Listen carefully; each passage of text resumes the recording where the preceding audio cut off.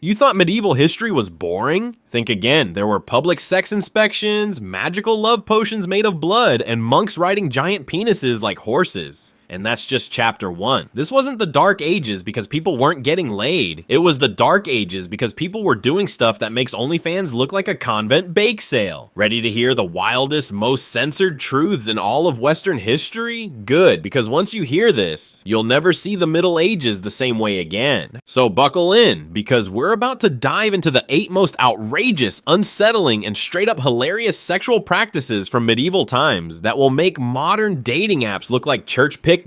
Let's start with something light, a date night ritual that involved being sewn into a sack by your parents. 1. Sewn-in sex, the weirdest first date in history. Imagine you're 17 years old in the Middle Ages. You're finally allowed to date. Congratulations. There's just one catch. Your parents will be watching while you're sewn into a sack with your crush. This wasn't punishment, it was courtship. Welcome to the bizarre tradition of bundling. In many rural parts of Europe, especially in Wales, Ireland, and Puritan New England, it was common for young, unmarried couples to get to know each other by spending the night together in the same bed. Sounds kinda sweet, right? Well, not exactly. The two lovers would lie side by side, fully clothed, sometimes separated by a wooden plank, sometimes not. In more strict households, they'd be literally sewn into separate sleeping bags made of thick cloth so they couldn't move. No, seriously, some families stitched the lovers into the sheets. Why? So they could bond emotionally, but not physically. Spoiler, it didn't always work. There are records of babies born 9 months later from these innocent sleepovers, and of furious fathers marching into the bedroom with a knife and a Bible the next morning. But here's where it gets even weirder. In certain regions, parents would sit in the same room, watching over the couple as they bundled, like some demented chaperone reality show. And sometimes, they'd even place bets on whether the couple would behave. Let's pause for a second. Can you even imagine today's version of this? Welcome to Tinder, but every match comes with burlap restraints, a wooden chastity wall, and a live audience of your mom and dad. Yeah, medieval dating culture makes ghosting seem like a mercy. We just left behind the hilariously awkward world of medieval dating. Now, we're heading into something even more outrageous. A place where your bedroom performance could literally be put on trial. 2. The erectile courtroom. Trials by boner were very real. Think your worst breakup was messy? Try being dragged into a medieval courtroom because your wife says your penis doesn't work and the judge demands proof. Welcome to one of the most absurd and invasive legal customs in medieval Europe. The impotence trial. Here's how it worked. In the Catholic Middle Ages, divorce was almost impossible. The church hated it.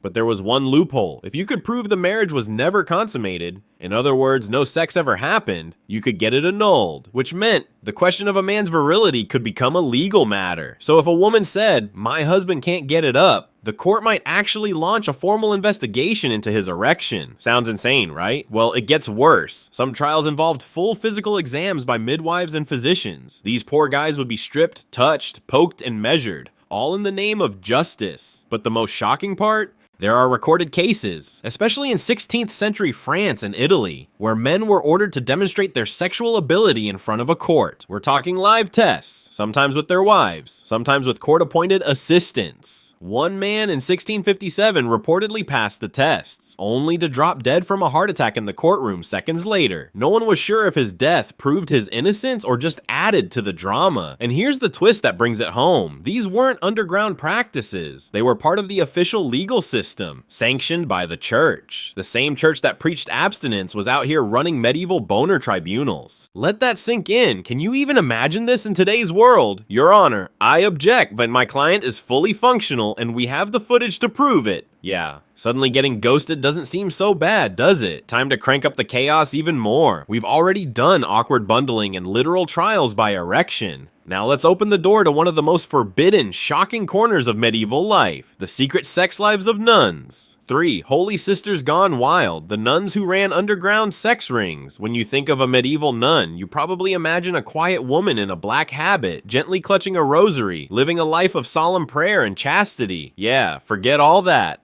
Because behind the cloister walls, some convents were less about spiritual purity and more like underground brothels in disguise. Let's talk about one of the wildest scandals in church history, the little convent of the Sacred Flame. Sounds peaceful, right? Except it was raided by the church after rumors spread that the nuns were secretly inviting men in at night, charging for sex, and throwing what can only be described as holy orgies. No, this isn't a made-up internet legend. It's based on multiple ecclesiastical trial records from 15th century France, Germany, and Italy. And this wasn't just one rogue group. Similar cases popped up all across Europe. But wait, it gets even crazier. Some convents became safe havens for unwed noblewomen who were sent there to avoid scandal. But instead of living in quiet prayer, many of them used the opportunity to explore sexual freedom they couldn't have outside. They wrote erotic poetry, they carved dildos out of wood and ivory, and in one case, nuns were discovered to have kept secret passageways that allowed men to sneak in and out undetected. Here's the kicker. One infamous abbess, basically the head nun, was caught running a full-on sex racket with her entire convent staff. When interrogated by church officials, she replied, "We are married to Christ, but he doesn't mind if we get to know his creations." Ballsy, blasphemous,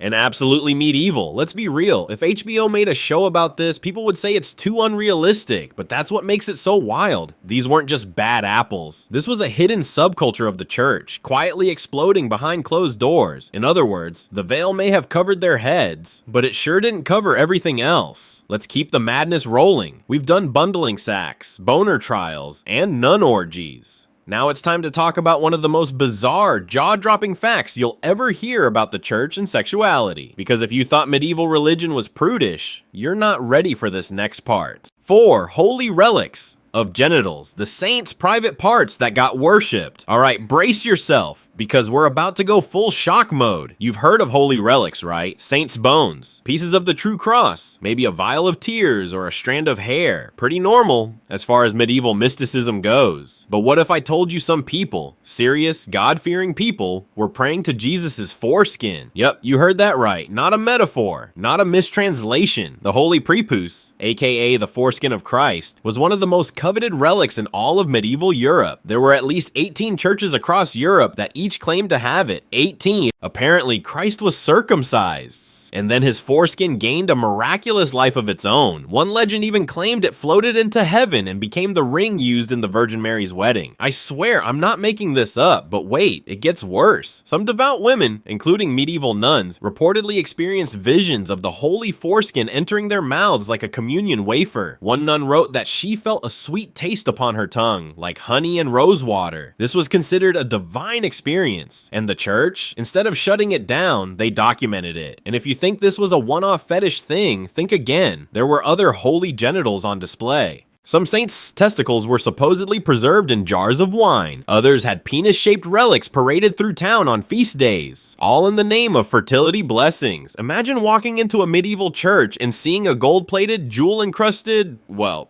you know what? On the altar, and people weren't horrified. They were grateful, because in a world where famine, disease, and infertility were everywhere, people would pray to literally anything that might help them conceive, even if it meant kissing a severed Saint Dong. So yeah, next time someone tells you medieval folks were sexually repressed, just remind them that people were worshipping holy penises in the same buildings where they held mass. Louis hit medieval dating disasters, nun brothels, courtroom erections, and holy foreskins. Now it's time to dive into the crazy stuff they actually believed about sex, because medieval science wasn't just wrong, it was insanely, hilariously wrong. 5. Sex myths so dumb, they make flat earthers look smart. Okay, imagine your health teacher tells you, don't masturbate, it'll boil your blood, melt your brain, and summon demons. That was basically the state of sex ed in the Middle Ages. Let's start with the basics. Medieval scholars believed that semen was hot, like literally boiling hot, and that it was made from refined blood. So every time a man ejaculated, he was losing life force. And if he did it too often, he could shrivel up, go mad, or even die.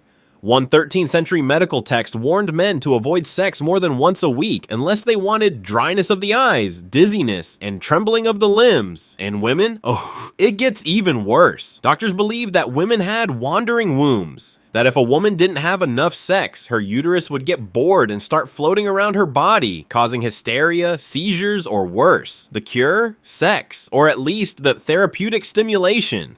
That's right, some medieval physicians literally prescribed orgasms as medicine for women suffering from anxiety, depression, or melancholy of the womb. Let that sink in. A priest might condemn you for lust. But a doctor might say, have more orgasms, it's good for your spleen. And then there's the sperm soul theory. Some scholars believe that every drop of semen contained tiny fully formed humans, complete with arms, legs, and a soul. So technically every ejaculation was a mini genocide. No pressure, fellas. And God forbid a woman had an orgasm before the man. One guide claimed that if she climaxed first, the child could be born with animal features, like scales or fur, because the woman's passion had corrupted the seed. No joke. They were out here blaming dragon babies on premature female orgasms. But here's the thing, these weren't fringe beliefs. They were taught in universities, preached in churches, and written into law. So if you're ever feeling embarrassed about sex ed today, just remember, at least no one's telling you your uterus might float into your lungs because you didn't go on a second date. Oh, you're still here, brave soul. Because now we're entering territory so disgusting, so jaw-droppingly WTF, that it makes oysters and chocolate strawberries look like child's play. Let's talk about medieval aphrodisiacs. And trust me, you're not ready. 6. Medieval aphrodisiacs were straight up cannibalism. Yes, really. Today you want to spice things up in the bedroom? You pop a little Viagra, light some candles, maybe Google how to talk dirty without sounding like a robot. But in the Middle Ages, they had a very different approach to getting in the mood. And by different, I mean batshit insane. Let's start with this gem. One of the most popular aphrodisiacs in 14th century Europe was a drink made of dried human blood. Yep, real blood, usually stolen from executed criminals. The idea, the life force of the dead could reignite passion in the living. Romantic, right? But wait, it gets way worse. Some recipes advise mixing human fat or crushed bone into wine or honey and feeding it to your lover without telling them. So if you were invited to a medieval dinner date, you might be eating something out of a horror movie. All in the name of love. And don't even get me started on mummia. This was a powdered substance made from ground up Egyptian mummies. Actual corpses were dug up from tombs, pulverized, and sold in jars as a miracle cure and libido booster. Yes, European lovers were literally snorting ancient pharaohs to get horny. And here's the wildest twist. This wasn't fringe alchemy. Royalty did this. Doctors recommended it. Priests used it. Even King Francis V of France reportedly carried mummia pills with him everywhere, just in case he needed a pick-me-up. In more ways than one. Still, not disgusted? Okay. Some medieval love spells instructed people to bake semen, menstrual blood, or pubic hair into food and serve it to their crush. The idea was that consuming someone's bodily fluids would bind their soul to yours, because nothing says romance like a cursed meat pie filled with blood and hair, and you thought Tinder dates were risky. But here's the thing, back then, love wasn't just an emotion, it was a dangerous force, and if you wanted to control it, you had to fight fire with fire, or in this case, mummies and body parts. If you've made it this far, first of all, congrats, you're officially braver than 99% of medieval lovers. We've talked about sex magic, cursed meat pies, powdered mummies, but what happens when things go wrong in the bedroom? Well, in the Middle Ages, they had one answer, witches. 7. Witches were accused of stealing penises and keeping them as pets. Nope, not a joke, not a metaphor. Actual medieval men believed that witches were out there stealing penises and keeping them in jars. Let me explain. During the height of Europe's witch panic, especially between the 15th and 17th centuries, people believed witches could curse a man to lose his genitals, not physically cut them off. Worse, they believed witches could magically make a penis disappear. One notorious book, the Malleus Maleficarum, basically the medieval manual on how to spot and torture a witch, told a story of a man who swore a witch had stolen his penis and kept it in a bird's nest. When he confronted her, she allegedly took him to a box, opened the lid, and inside were multiple living penises, slithering around like worms, eating oats and corn. Yes, you heard that right, a box of dicks being fed. This was considered scientific documentation by the church, and this wasn't some weird side myth, it was actually cited in witch trials. Men who experienced erectile dysfunction, or just had performance anxiety, would show up in court and claim, "A witch stole my penis." And the scary part, people believed them. Some women were executed over accusations like these, killed because someone couldn't get it up. Now, from a modern lens, it's obvious. These were just cases of ED, performance pressure, or basic human awkwardness. But back then, it had to be witchcraft, because heaven forbid a man admit it was just nerves, or maybe a lack of foreplay. Nope. Much easier to say, she cursed me and now my penis lives in a box and eats grain. And you thought ghosting was bad. This belief wasn't just about fear. It was a way to control women's sexuality. Powerful, independent women, midwives, herbalists. If a man couldn't handle them, boom, she's a witch. Suddenly, his dysfunction became her crime. You've made it through nun brothels, powdered mummies, and penis-stealing witches. But trust me, we've saved the most outrageous for last. Because while peasants were being told that sex outside of marriage would land them in hell, some kings were out here building erotic pleasure palaces with church money. Yep, buckle up. 8. The church funded royal sex palaces. No one talks about this. Picture this: a massive stone castle surrounded by lush gardens, golden statues, and secret underground tunnels. But instead of war rooms or treasuries, it's filled with orgy chambers, sensory playgrounds, and naked servants covered in perfume. Sounds like a scene from Eyes Wide Shut, right? Welcome to the Court of Avignon, France, early 1300s. Here's the insane twist. This wasn't a royal scandal. This was the seat of the Catholic Church. During what's known as the Avignon Papacy, the popes had moved their headquarters from Rome to southern France. And once they got cozy, they went wild. Historical records show that popes and cardinals were throwing elaborate sex parties, keeping mistresses, and even fathering dozens of illegitimate children. One papal advisor wrote that the palace halls were filled with whores, dancers, and the laughter of sin. But it gets crazier. Some popes personally funded these indulgences with money from indulgence sales, aka payments from peasants trying to buy their way out of purgatory. Yes, you heard that right. Grandma gives her last coin to save Grandpa's soul, and the pope spends it on a Venetian courtesan and a new velvet bed. And if you think it was just a one-time thing, oh no. King Edward II of England, yep, the same guy from Braveheart, built a secret royal tunnel connecting his bedroom to the nearby noble quarters, so he could visit his male lover in the middle of the night without being seen. Meanwhile, in Bohemia, King Wenceslaus IV was known for inviting hundreds of prostitutes to his banquets, often making his guests watch him perform sex acts on stage as entertainment. And these weren't isolated incidents. This was systemic hypocrisy. The church told the world to fear sex, punish lust, and confess every impure thought, while they were literally funding orgies with tithe money.